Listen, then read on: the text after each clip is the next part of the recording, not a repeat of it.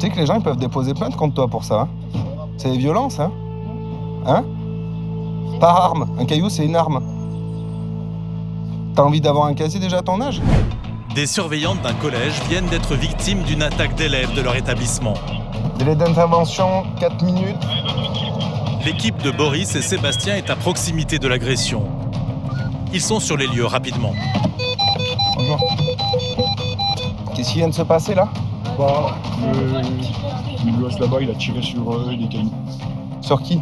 Sur les deux personnes là. Le mis en cause, c'est ce tout jeune garçon d'à peine 12 ans. Pourquoi tu fais ça? Je sais pas. Tu as quel âge? 12 ans.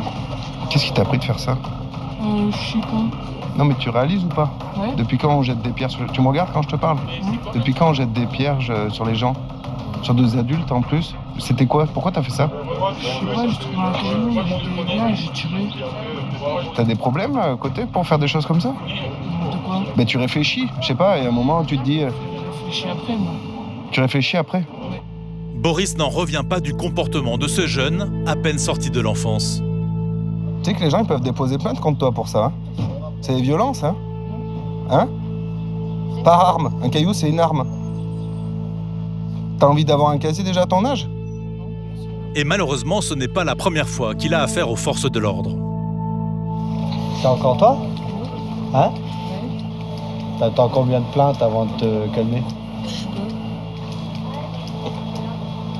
Gueule d'ange, mais comportement pas d'ange. Hein. Bah, reste là. Alors qu'elle sortait du collège, cette surveillante a été la cible du jeune garçon qu'elle connaît bien. Alors c'est qui a été victime des jets de pierre du coup? C'est vous? D'accord. Du coup, est-ce que vous voulez faire quelque chose par rapport à ça? Non, je veux juste qu'ils se calment en fait et qu'ils arrêtent d'enquiquiner le monde devant le collège, quoi. Parce que c'est pas que moi, donc... Ça serait bien quand même au moins de passer pour faire un écrit en gendarmerie quand même. Parce que c'est des faits qui sont déjà produits. Moi j'étais pas au courant, mais mes collègues m'ont dit ça. Oui, au collège, comment ça se passe avec lui? Pas bien, il est Pas bien? Ouais, non, il attend son conseil de discipline, là, donc... Il attend son conseil de discipline. Ouais. C'est le dernier point avant le renvoi? Sûrement. Ouais? Ouais. Vous avez l'impression que c'est en lien avec ses fréquentations ou c'est vraiment lui qui fonctionne de cette manière?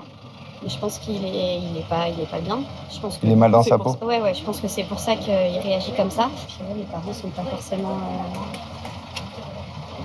Voilà, quand on appelle parce qu'ils sont absents, il n'y a personne qui répond au téléphone. Ouais, pour vous, il y a le contexte familial qui joue aussi, quoi. Ouais. Boris a besoin de rencontrer les parents afin d'en savoir plus. Elle est où ta maman? Elle est chez toi? Ouais, je crois.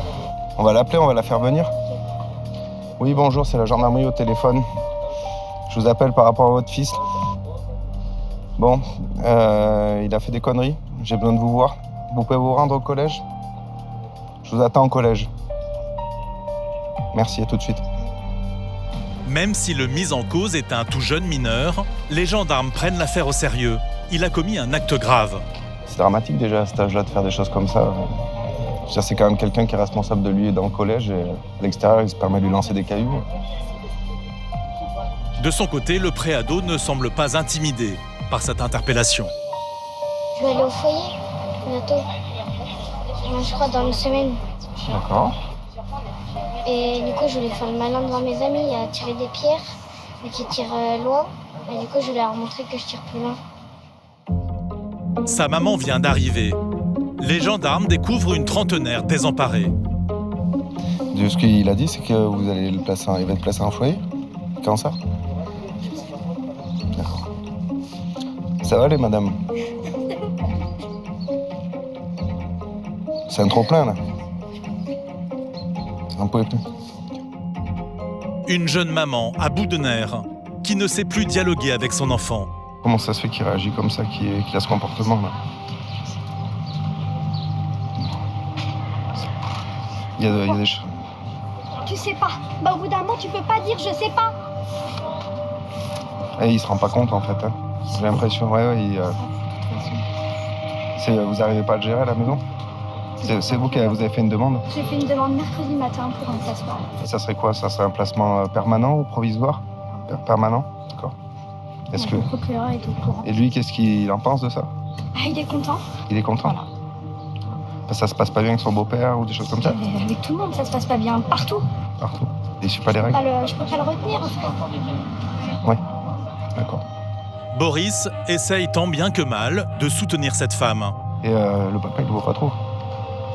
Non. Et le beau-père, il n'arrive pas à asseoir un peu d'autorité parentale. Parce qu'il lui en veut aussi, donc ça part à chaque fois en cacahuète. Là, sa maman a pris la décision de le placer en foyer parce qu'elle n'arrive plus à le gérer. Donc c'est que ça prend quand même des proportions pas possibles pour que la mère accepte de perdre la présence de son fils à son domicile. C'est que on voit qu'elle en peut plus, quoi. Elle le gère plus. Un papa absent, un beau-père qui n'arrive pas à avoir de l'autorité, un contexte familial compliqué. Boris tente une dernière leçon de morale. Il espère que son uniforme impressionnera un peu le jeune garçon et lui fera reprendre le droit chemin. Bon, viens voir.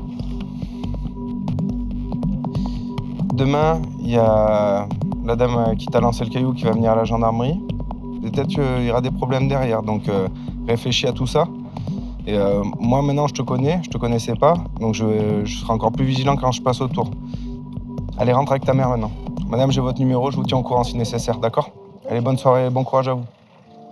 Cette intervention laisse un goût amer à Boris. Face à ce conflit familial, il est impuissant.